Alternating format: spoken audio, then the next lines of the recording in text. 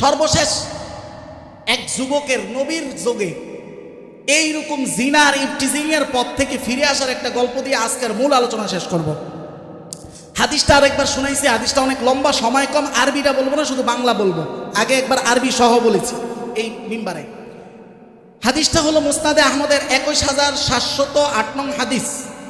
রসুল্লাহর কাছে এক যুবক আসছে, আয়েশা বলতেছে, ইয়া আল্লাহ রসুল, আমি আমার মন চায় আমি ইফটিজিং করি, বেবিচার করি, আপনি আমার অনুমতি দেন।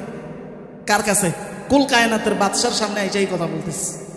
রসুল্লাহ রাগেন নাই, রাগও করেন নাই, জিদও করেন নাই, কিচ্ছু করেন নাই, শুধু বলছেন আচ্ছা ধরো তুমি যার সাথে ব্যভিচার করবা, যার সাথে ইফটিজিং করবা, আচ্ছা তোমার মায়ের সাথে যদি কেউ এই কাজটা করে তুমি মাইনে নিবা? না ইয়া রাসূলুল্লাহ, তুমি যার সাথে করবা সে তো কারো মাও হতে পারে।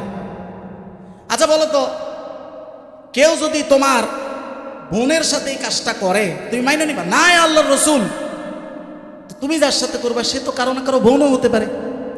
আচ্ছা বাদ দাও, তোমার মেয়ের সাথে এই কাজটা করুক, এটা কি তুমি মাইনে নিবা? না ইয়া আল্লাহর রাসূল, অসম্ভব, তুমি যার সাথে করবা সে কারো না কারো তো মেয়ে। আচ্ছা বাদ দাও, তোমার ফুফুর সাথে এই কাজ করলে মাইনে নিবা? না। তোমার খালার সাথে? না। এরকম একটা একটা অনেকগুলো বলছে রাসূলুল্লাহ, বলে আর কিচ্ছু বলে নাই। হ্যাঁ না, এসব সে শুধু না না বলছে, আল্লাহ রসুল শুধু জিজ্ঞাসা করছে। সর্বশেষ রসুল কি বললেন? আল্লাহ রসুল দোয়া করলেন, আল্লাহুম্মা গফির লাহ। আল্লাহর নবী দোয়া করলেন, আল্লাহ এই যুবকের গুনাহগুলো তুমি মাফ করে দাও। ওয়া তাহির কলবা, তার কলবকে তুমি পবিত্র করে দাও। ওয়া হাসসিন ফারাজা, এই যুবকের লজ্জাস্থানকে তুমি পবিত্র করে দাও।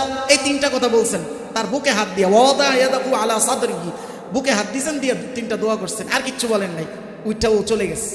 সাহাবায়ে কেরাম বলেন, ওয়ালাম ইয়াকুন বা'দা যালিকাল ফাতাত ইয়ালতাফিতু ইলা আইয়ি শাইইন, ওই দিনের ঘটনার পর থেকে এই যুবক যতদিন বেঁচে ছিল ডানে বামে আর কোনোদিন তাকাই নাই। বলেন আল্লাহু আকবার, ডানে বামে কোনোদিন তাকাই নাই। আমরা দোয়া করি আমাদের যুবকদেরকে আল্লাহ ওই হাদিসে বর্ণিত সেই যুবকদের মতো হেদায়েতের জন্য কবুল করুন। বলেন আমিন। বাস, আজকের মূল আলোচনা শেষ। এইবার দুই একটা কথা, আজকের টপিকের বাইরে দুই একটা কথা শুনেন আপনারা।